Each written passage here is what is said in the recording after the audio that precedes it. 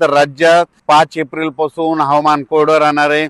20 तारखेपर्यंत 20 एप्रिल पर्यंत कसला पाऊस काय येणार नाही म्हणून हा अंदाज लक्षात यायचा। मग सांगायचं झालं तर राज्यात फक्त आजच्या दिवसात म्हणजे फक्त विदर्भातच म्हणजे वर्धा, नागपूर, भंडारा, गोंदिया, चंद्रपूर, यवतमाळ, वाशिम, हिंगोली त्या भागातच ढगाळ वातावरण राहील आणि तुरळक भागात पाऊस पडेल। पण उद्या मात्र पूर्व विदर्भात देखील 5 एप्रिल पासून हवामान कोरडं होणार आहे म्हणून हे अंदाज लक्षात यायचा। 5 एप्रिल पासून राज्यात काय होईल, उन्हाचा पारा वाढत जाणार आहे। 8-9 तारखेला 40-41 अंशापर्यंत उन्हाचा पारा वाढत जाणार आहे। गरमी देखील वाढणार आहे म्हणून हा अंदाज सर्व शेतकऱ्यांना लक्षात द्यायचा।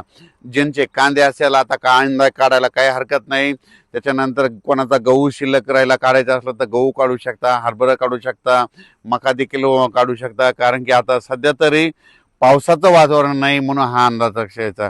म्हणजे सांगायचं झालं तर 15 दिवस तरी आता सध्या तरी पावसाचं वातावरण नाही म्हणून हे अंदाज लक्षात येतात। मग पावसाचं वातावरण कधी तयार होईल? फक्त पावसाचं वातावरण काय होईल, एप्रिलच्या शेवटच्या आठवड्यात मात्र पावसाचं वातावरण तयार होईल म्हणून हे देखील सर्व शेतकऱ्यांना लक्षात यायचं।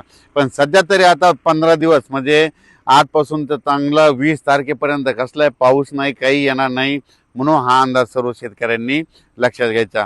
पूर्व विदर्भातल्या शेतकऱ्याला सांगू इच्छितो की आज फक्त 4 एप्रिल पर्यंत म्हणजे वर्धा, नागपूर, भंडारा, गोंदिया, चंद्रपूर, यवतमाळ, वाशिम, हिंगोली, परभणी, नांदेड ह्या पट्ट्यामध्ये आजच्या दिवसात तिकडं थोडं पावसाचं वातावरण राहणार आहे। पाऊस काही जास्त पडणार नाही, त्याच्यामुळे काही चिंता करायची नाही। उद्या पूर्व विदर्भ आणि पश्चिम विदर्भात देखील उद्या कोरडं हवामान होणार आहे म्हणून हे देखील सर्व शेतकऱ्यांनी लक्ष द्यायचं।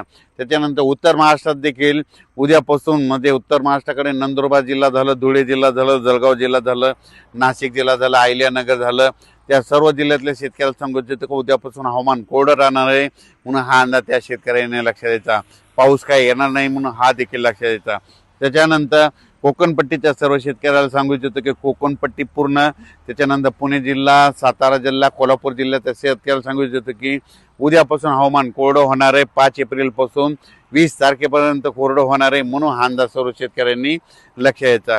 त्याच्यानंतर मराठवाड्यातल्या सर्व शेतकऱ्याला सांगू इच्छितो की बीड जिल्हा झालं, लातूर जिल्हा झालं, परभणी जिल्हा झालं, धाराशिव जिल्हा झालं, लातूर जिल्हा झालं, नांदेड जिल्हा, हिंगोली जिल्हा, त्याच्यानंतर जालना जिल्हा, संभाजीनगर ह्या जिल्ह्यातल्या सर्व शेतकऱ्याला सांगू इच्छितो की उद्यापासून हवामान कोरडे, ज्यांची हळद असेल तर तुम्ही काढून शिजवू शकता।